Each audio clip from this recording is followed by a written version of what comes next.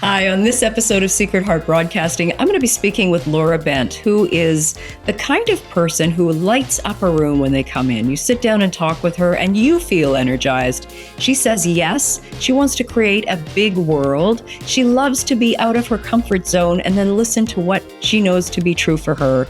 She's the author of this quirky and strangely wonderful book, and we'll be talking about the book, her life, how she lost 175 pounds, training for an Ironman competition, and following what you know to be true. For her, that began by saying no as a complete sentence.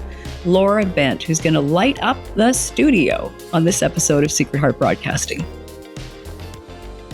Welcome to Secret Heart Broadcasting. I'm Carrie Penny, and on today's show, the indefatigable Laura Bent. Laura is an adventurer, a studier of human nature. She's the kind of person who walks into a room and lights it up. She emigrated from England to Canada as a young woman, moved to Whistler. I'm not going to give it all away. She sets audacious fitness goals. She's lost over 100 pounds since being in Canada. She's written a sizzler of a memoir, this memoir that we are going to talk more about. And she joins us live from England, where she's currently visiting with her grandmother and mother. So, Laura, welcome to Secret Heart Broadcasting. Thank you. Thanks for having me. You're in kind of your ground zero, the place you grew up. Can you tell us a bit about where you grew up, where you are now, and what that was like? Because I think your childhood was like different from my childhood. We think of England and Canada as being quite similar, but I think there are also a lot of differences. Yeah, absolutely. So I am from a small coal mining village in South Yorkshire, so the north of England. And it's called Hoyland.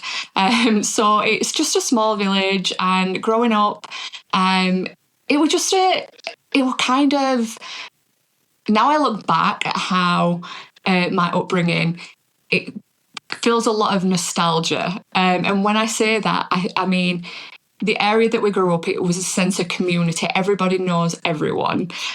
So if you don't know them directly, you'll know the parents, or you'll know the siblings, or aunts, uncles, grandmas.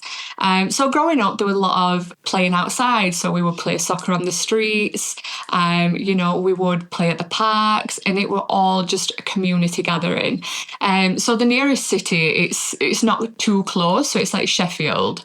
So like the stainless steel capital of the UK. So growing up, it went, the community in itself isn't a wealthy community. So it were everyone kind of just coming together and just, dinner at friends' houses, or you'd go to your parents' cousin's house. It was very tight-knit. Growing up, it were a lot of being around the same people continuously.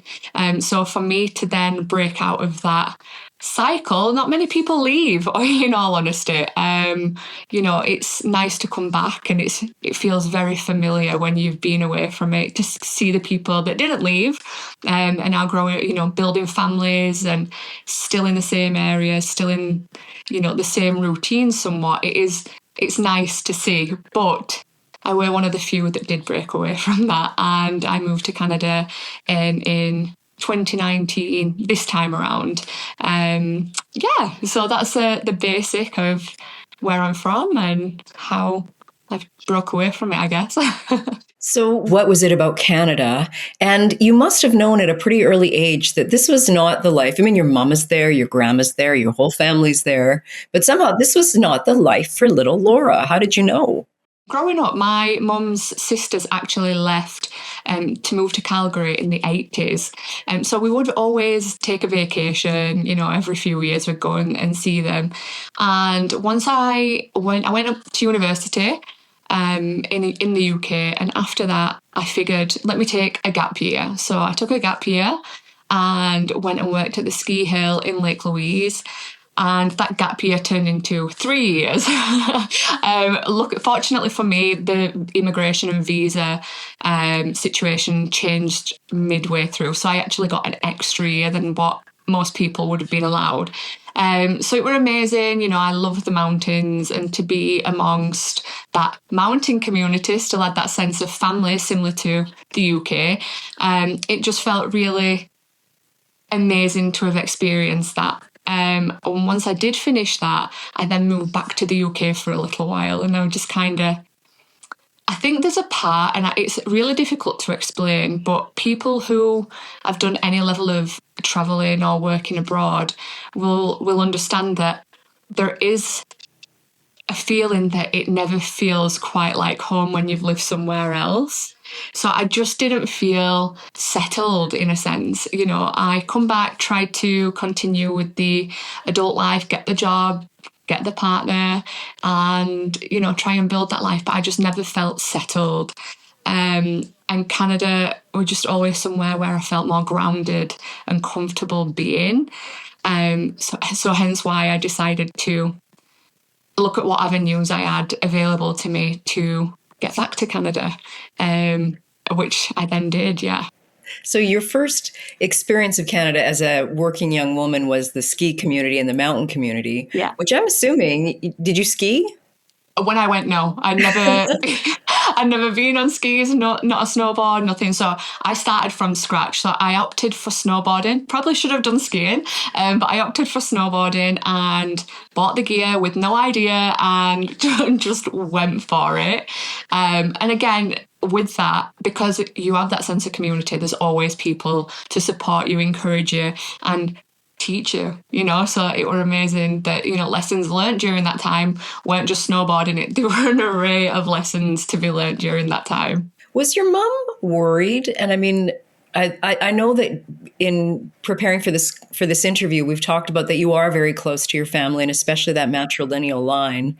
I can't imagine, you know, I would never stop my daughter from moving to a different country, and I would encourage it. But just that sense of, oh my goodness, is she okay? Trying not to lean in too far and trying to let her, you know, just discover who she is. How was your mom with everything? So she was extremely supportive, like she always has been, extremely supportive, and encourages me to do what I want. With that does come, even now, I'm turning 37 this year, and still now, she is very much in mum mode. Call me when you get home.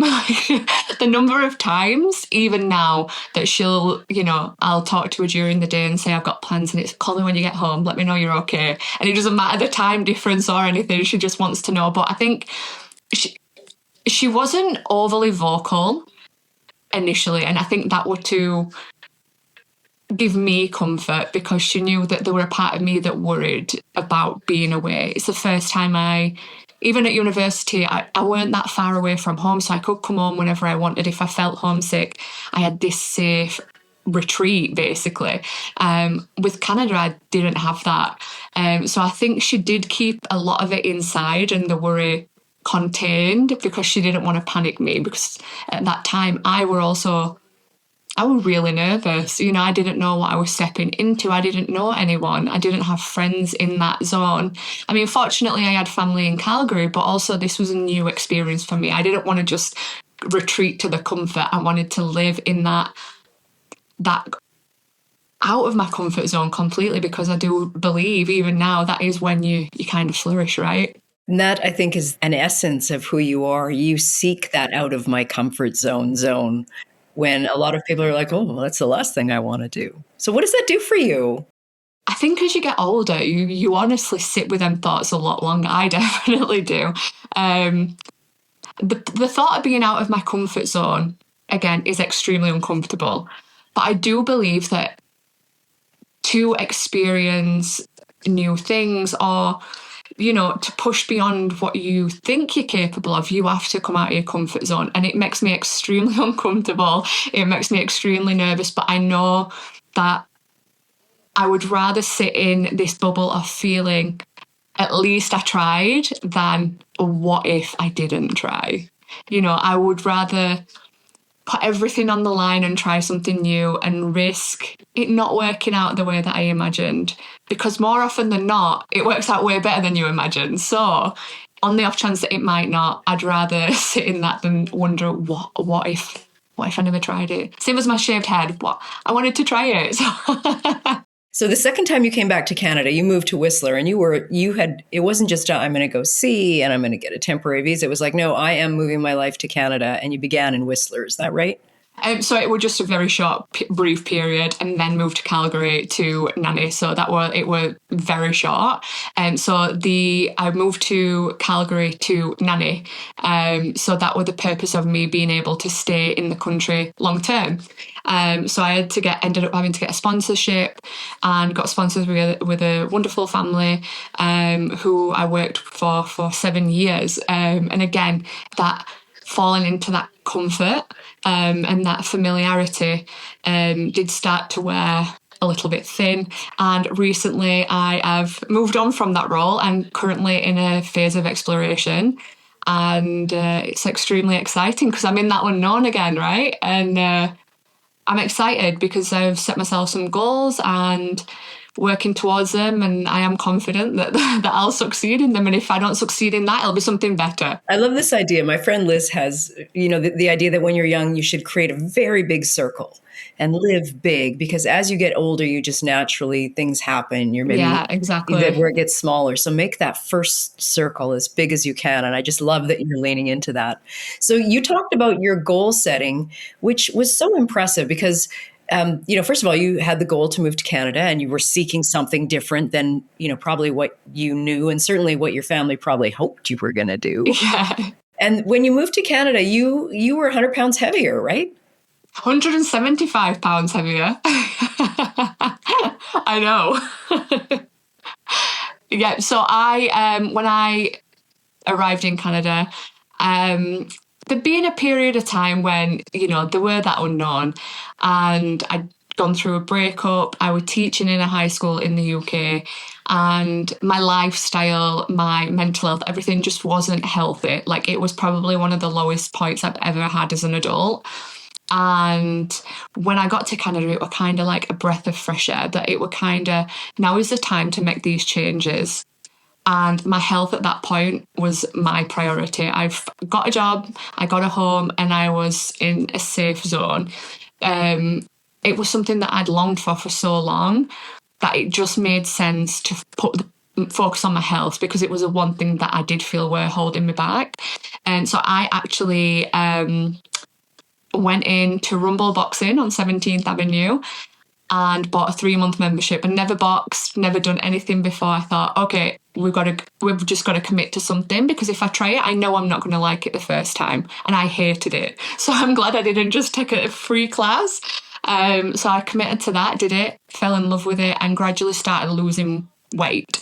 And this, people see the version of me now. Oh, how have you done it? You're so lucky. It's like, it is not luck. This took me like 6 years to get to this point. It weren't a quick fix. It was kind of the moment going from being, obese to then becoming overweight and gradually smaller. And you can see the progression on pictures and stuff. But then to finally get to a point where people are like, wow, you're so small. It's like, it weren't just one extreme to another. It was such a long process.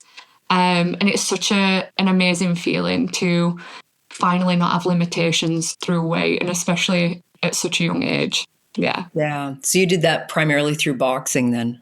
Yeah, boxing and gym. Yeah. And then it kind of amped up once I incorporated like running and endurance sports as well. Yeah.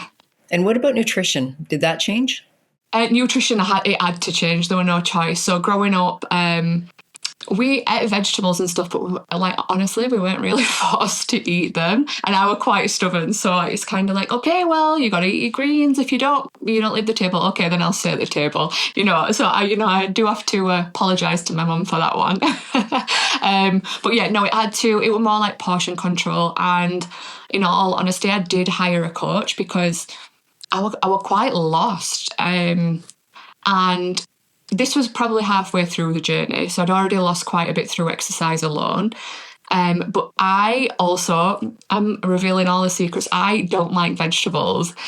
So it was kind of right. So it's like a challenge. So I told my coach, she is being amazing, and she made so many adaptations and things that would encourage me. So I can eat vegetables in things like chili, stir fry, but not separate and raw. It kind of has to be in a way. So she worked endlessly to create these plans for me. So now I actually do eat vegetables, just in different ways.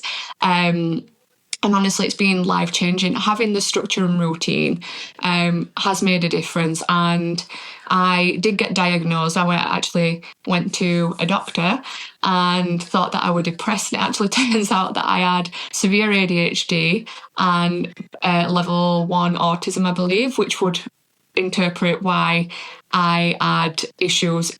Food aversions were a big issue, and things not being in a certain way. So having the routine and structure actually really benefited me while chaos felt good, it felt very uncertain, and my nervous system was so dysregulated that having the routine and structure of working out, eating on a structure kind of just took a level of the anxiety around it all away.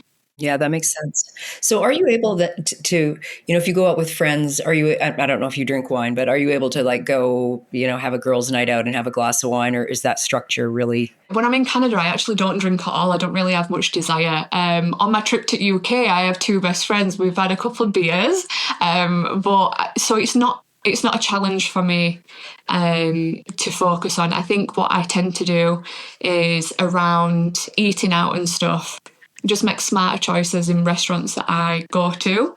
And I plan beforehand. So if I know what restaurant I'm going to, I can look at the menu and plan accordingly before and try and limit it, to once every couple of weeks. Thanks for listening and watching Secret Heart Broadcasting. Do you know we also have a newsletter? You can subscribe by going to secretheartbroadcasting.com, or the link is also in the bio. It comes out once a month. There's information that you won't hear on the episode, including tips from our guests, and it's a great Saturday morning read.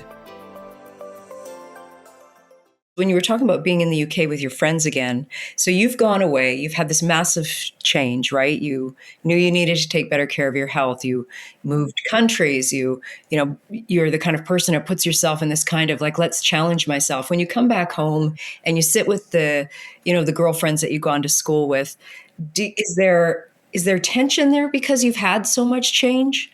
No, it's actually funny because the friendships that I have maintained from the UK, actually it's like time never passed, and we sit with each other and we catch up, and it's great, and it's so much fun. I do, however, and I have noticed it significantly this time around, I do notice that there's little parts of me that slip back into them.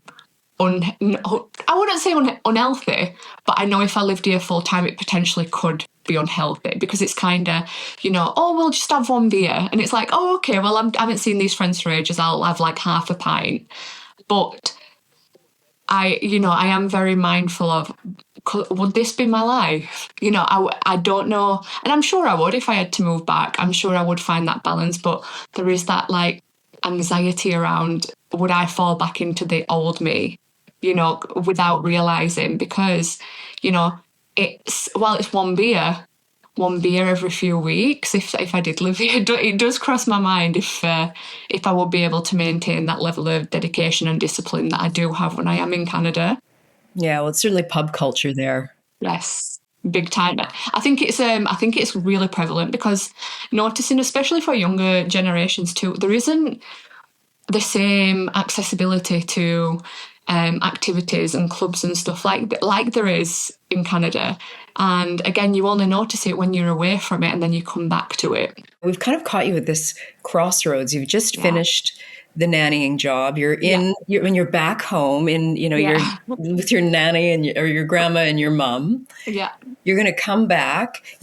Wait, before we go there, I want to talk about this book. So in the middle of all that change, so this book is called Where's the Fucking Manual by Laura Bent.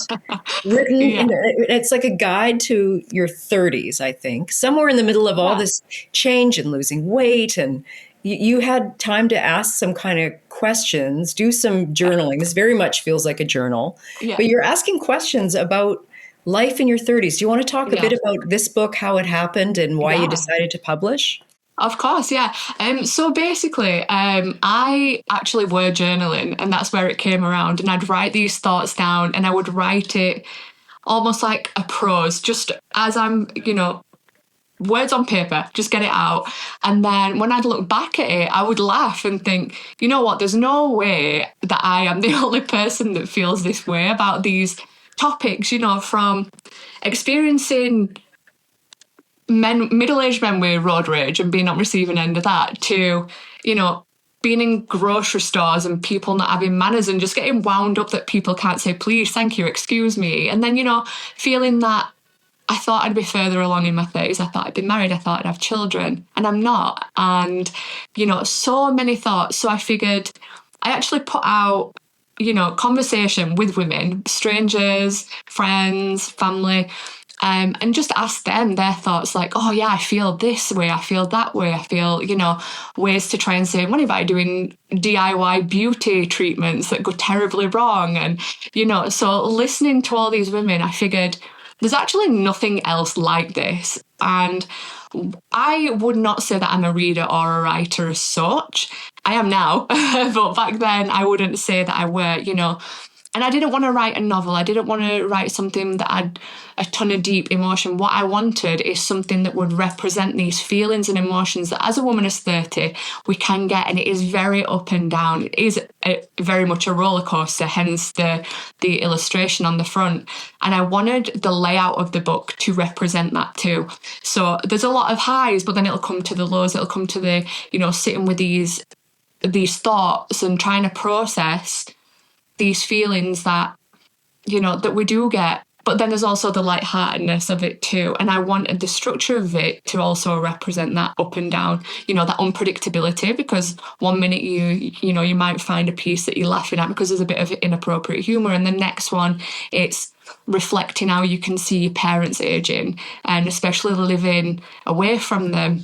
It makes it more difficult. And that was a challenge that I feel is like talking to my mum and then seeing her and seeing that she is aging, even though I don't feel like I am, you know, it's kind of, there's a lot of feeling in it. And when I decided to publish it, it was always a goal just to publish it because I always said I wanted to write a book. So I said to my grandma, before you die, I'll publish a book. I always thought it might be a children's book, but it turns out it weren't.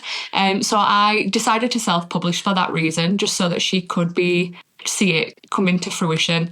And I anticipated maybe, I don't know, like 10 copies. I thought my mum will buy one, my grandma will buy one, my dad might, and a couple of friends. And honestly, I had a book launch in Calgary, and I think I sold like 42 copies, like before it were even released. So I'm like, great, that's awesome. That's more than I ever imagined. And I've had people as far as Australia reach out and be like, oh my gosh, that were a really great book. I saw a friend read it, so I bought a copy and it like so relatable. And I think that's the main thing and the main response that I've had back. It is relatable, and it's nice to feel that they're not alone in these thoughts. I think when I was your age, Sex and the City was a big thing. Yeah. And then later on Girls, which kind of was the more raw version of what Sex and the City was covering. And this is certainly raw. I mean, this is, do you regret putting it out there? There's some pretty brave, raw thoughts in there, Laura.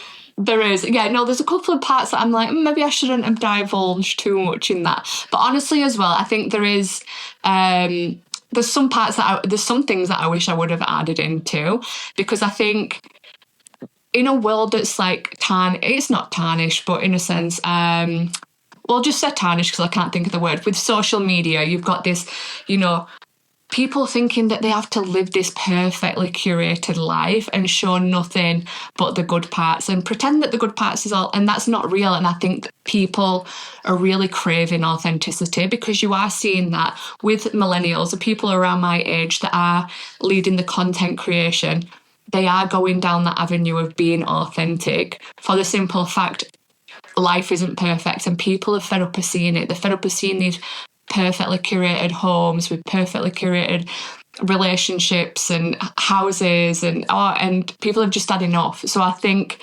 while I might have bared all in some areas, I definitely think that's what is needed, and I think that's probably the appeal of what people wanted to see.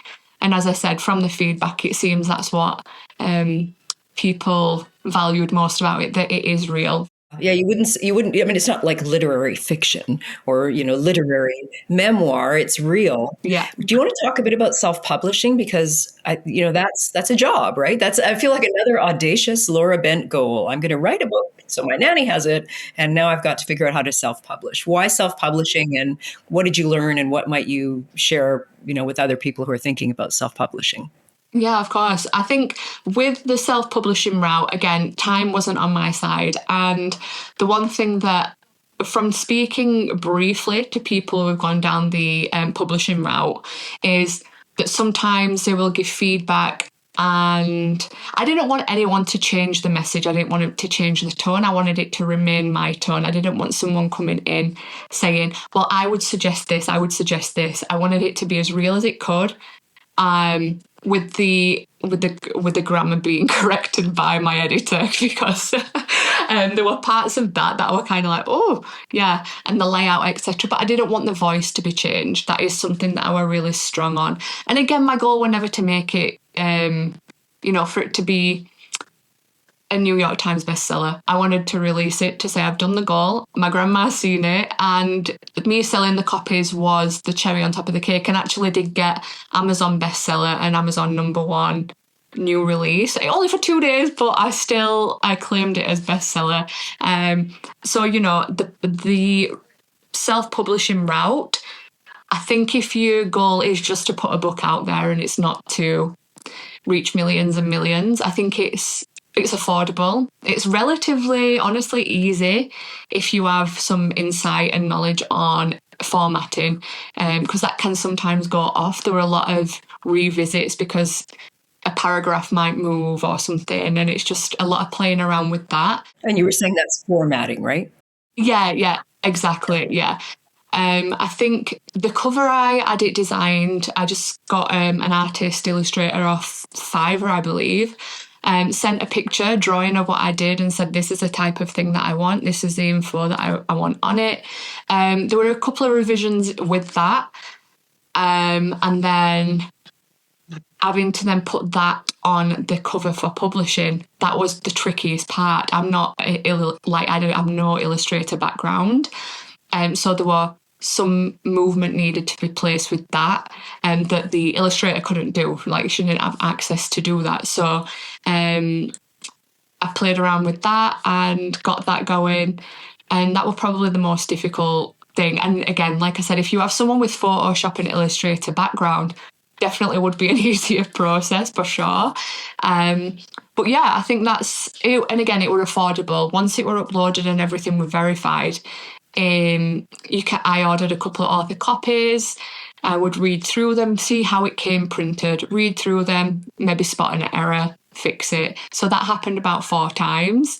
And then once it were all good to go, yeah, it was pretty straightforward, and just buy them and publish it, or you set the dates, etc., when you want it released. And yeah, and then it's just out there for the world. So yeah, it's published. So Amazon, when they publish. This one is Atchison, Alberta, and wherever the Amazon hub is, they publish on demand. And was there like a hack to the Amazon rhythm, or the algorithm? I mean, you talked about being a bestseller, and yeah, for only 2 days, but still an Amazon bestseller. How did you kind of game that, or did you just say to all your friends, "Today's the day, and let's order"? So I built the hype up around it for a couple of weeks, being like, oh, my new book's coming out. You can pre-order it. So people would pre-order it as well. So I think because, again, I'm from a small town, like the people, someone, they all know my mum mainly.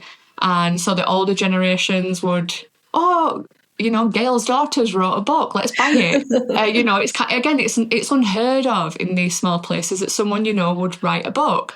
And again, the support that I received was so lovely. So I think it was the influx of building that hype and everyone being excited, being like, oh my gosh, the friends that I had at Lake Louise that are as far as Australia, New Zealand, oh, I can't wait to buy it. So it was globally everyone coming in being like, this person that I know has done a book, let's buy it. And I think that's where it came, is like the demand that, over that first week was so great that it just rocketed. I mean, I remember at one time, when I checked the rankings, it were like above Graham Norton and above all the in comedy, in the comedy genre. I'm thinking, what? My book's higher than Graham Norton and all these incredible, amazing, comedians. My book's way up there above it. I'm like, wow. What did your grandma think of the book? She loved it. She laughed, and some of it she shook her head. The more inappropriate parts of it, she's like, "Oh, I don't want to know that." exactly. But honestly, she's probably my biggest supporter and my biggest fan. So honestly, I could have put some things 10 times worse, and then I think she'd have still been proud of what I managed to achieve. Thanks for listening, and I hope you are enjoying what you're hearing. If you are, please like, share, and subscribe to the YouTube channel. It would mean a lot. You talked about being 37, and this book is very much about a young woman in her 30s wondering, like, why, where did I go wrong, but questioning, like, oh, I don't have kids in a family, and what I thought there was a map, and there's no map. Right? Yeah. What do you kind of aspire to in your 40s, and certainly, at 37? And you're a goal setter, right? So I know, yeah. So what are some more audacious goals for Laura Bent?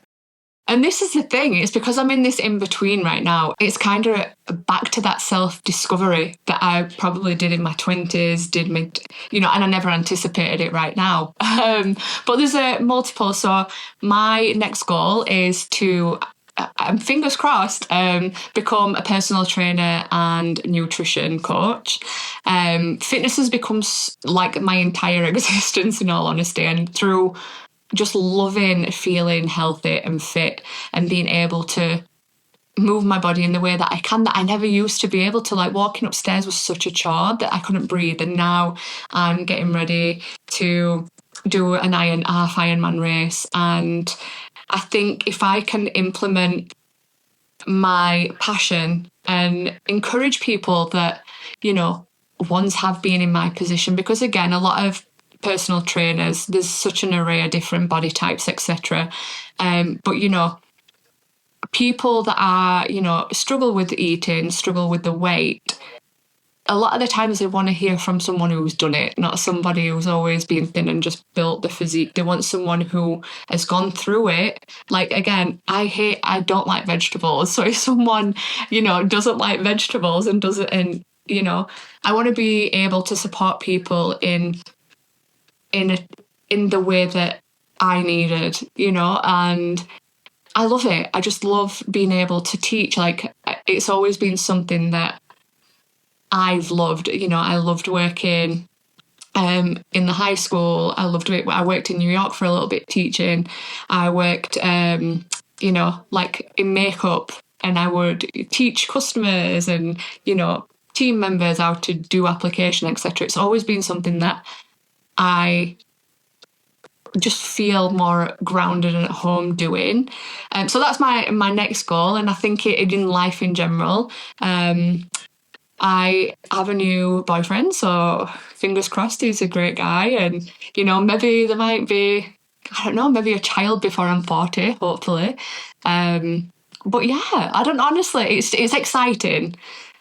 And I'm in a position where I can really just sit back and sit with it and be like, what do I want? I think as much as it's been a physical change, it has been a mental change as well, because I used to be extremely agreeable and people pleaser, even though that meant that I felt miserable. And I think one thing that I'm really trying to lean into is saying no. Like, no is a full sentence. I don't have to explain if I don't want to do something and it's not hurting other people. The answer's no.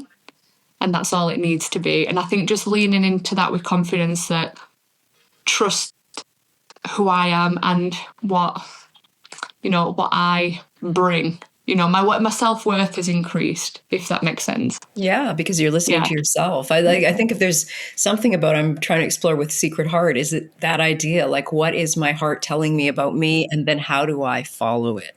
Yeah, I agree with you 100%. And it can be quite scary when you're used to, like, putting other people first, honestly, all the time. And I think I think when you sit and listen to who you genuinely are and what your genuine feelings and desires are, it will lead you into a path that you're meant to be on. Because when I think about situations that I've been in the past, a lot of the time I have to take accountability that I've been in them situations because I haven't been authentic and genuine to my needs, my wants and desires. I've been putting other people first. And, some situations that I've been in have not been very pleasant. And, while I can blame other people and other situations, I also have to take that level of accountability because, I could have said no and I could have handled things differently where I prioritise myself instead of other people. Wow, that's so wise. You're so wise. Well, thank you. You're welcome. I try. Okay, I want to talk about books, Laura, but before we talk about the books you're reading, I want to read. I've highlighted so many passages in this book because it is just so irreverent and fresh. So here's from the introduction from the author, Laura Bent. Here's a part I've highlighted. This book is a wreck.